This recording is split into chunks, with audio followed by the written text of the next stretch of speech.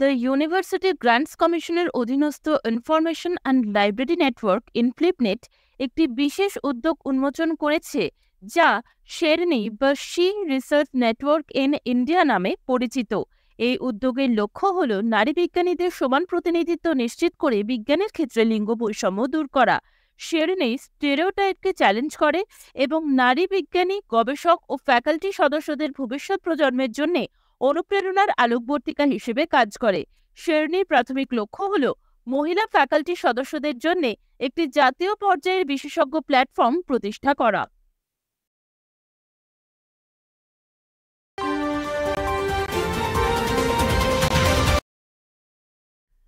দু থেকে 2024 এই দশকের শেষে ভারত বিশ্বের দ্বিতীয় বৃহত্তম মোবাইল ফোন উৎপাদনকারী হিসেবে আবির্ভূত হয়েছে।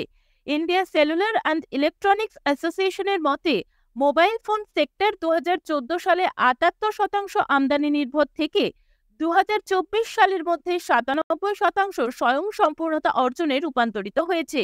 ভারতে বিক্রি হওয়া মোট মোবাইল ফোনের মাত্র 3% এখন আমদানি করা হয়। এই অসাধারণ কৃতিত্ব ভারতের ইলেকট্রনিক্স ম্যানুফ্যাকচারিং ইকোসিস্টেমের বৃদ্ধিকে তুলে ধরে।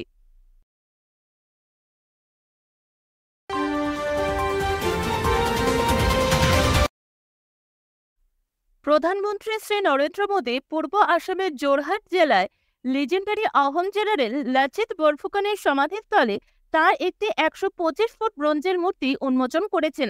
প্রখ্যাত ভাস্কর রামভানজি সুতার দ্বারা ডিজাইন করা এবং নির্মিত 125 ফুটের মূর্তিটি 41 ফুটের একটি পেডেস্টালের উপর দাঁড়িয়ে আছে, যা তার মোট কাঠামোকে 125 ফুট লম্বা করে তোলে। মূর্তিটির ভিত্তি প্রাক্তন রাষ্ট্রপতি রামনাথ কোবিন্দ 2022 সালের ফেব্রুয়ারিতে স্থাপন করেছিলেন।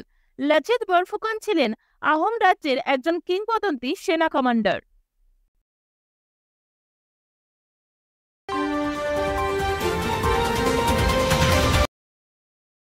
প্রধানমন্ত্রী শ্রী নরেন্দ্র মোদী অরুণাচল প্রদেশের ইটানগরে বিকশিত ভারত বিকশিত নর্থ ইস্ট প্রোগ্রাম চলাকালীন 9 মার্চ 2024 সেলা টানেল প্রজেক্টটি ভার্চুয়ালি ডেডিকেট করেন নেশনের উদ্দেশ্যে। বর্ডার রোডস অর্গানাইজেশন বা বিআরও দ্বারা নির্মিত এই সেলা টানেলের উচ্চতা প্রায় 13,000 ফিট, যা আসামের তেজপুর থেকে অরুণাচল প্রদেশের ওয়েস্ট কামেং ডিস্ট্রিক্টের তাওয়াং পর্যন্ত বিস্তৃত। প্রায় 825 কোটি টাকা মূল্যের এই প্রজেক্টটির লক্ষ্য অল ওয়েদার কানেক্টিভিটিকে প্রদান করা এবং এই অঞ্চলে সশস্ত্র বাহিনীর প্রস্তুতিকে জোরদার করা। অস্ট্রেলিয়ান টানেলিং পদ্ধতি যোগ করে এই প্রজেক্টটিকে হাইয়েস্ট সেফটি স্ট্যান্ডার্ডস দেওয়া হয়েছে।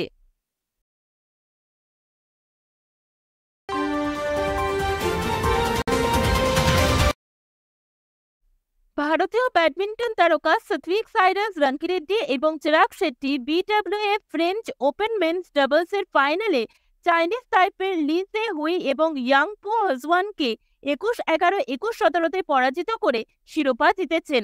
2022 সালে জেতার পর এটি তাদের দ্বিতীয় ফ্রেঞ্চ ওপেন শিরোপা।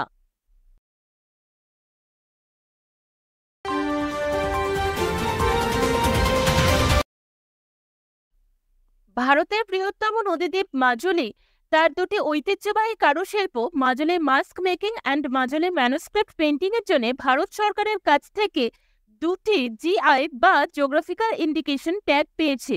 মাজুলির মাস্ক বা মুখোশগুলি নব্য বৈষ্ণব ঐতিহ্যের ঐতিহ্যবাহী বাউনা বা থিয়েট্রিক্যাল পারফরমেন্সে ব্যবহৃত হয়।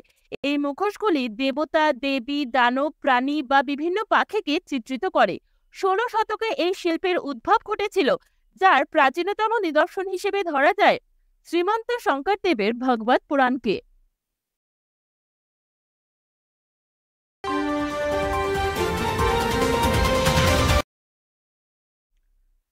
প্রধানমন্ত্রী শ্রী নরেন্দ্র মোদী সারা দেশ জুড়ে 112টি জাতীয় মহাসড়ক প্রকল্পের উদ্বোধন ও ভিত্তিপ্রস্তর স্থাপন করেছেন হরিয়ানার গুরুগ্রামে, যার আনুমানিক ব্যয় প্রায় 1 লাখ কোটি টাকা। উদ্বোধন করা প্রকল্পগুলির মধ্যে রয়েছে ল্যান্ডমার্ক দ্বারকা এক্সপ্রেসওয়ে হরিয়ানার অংশ, লখনৌ রিং রোডের 3টি প্যাকেজ, অন্ধ্রপ্রদেশের NH-16 এর আনন্দপুরম পেন্ডুরথী আনাকাপল্লির অংশ এবং হিমাচল প্রদেশের NH-21 এর কিরাতপুর থেকে নেট চৌকের অংশ। যে প্রধান প্রকল্পগুলির ভিত্তিপ্রস্তর স্থাপন করা হয়েছিল তার মধ্যে রয়েছে অন্ধ্রপ্রদেশের ব্যাঙ্গালোর কাদাপ্পা বিজয়ওয়াড়া এক্সপ্রেসওয়ে, কর্ণাটকের NH-748 এর বেলগাঁও হুন্ড রায়চুর সেকশনের 6টি প্যাকেজ, হরিয়ানার শামলে আম্বালা হাইওয়ে 3টি প্যাকেজ এবং পাঞ্জাব করিডোরের অমৃতসর বাথিন্ডার 2টি প্যাকেজ।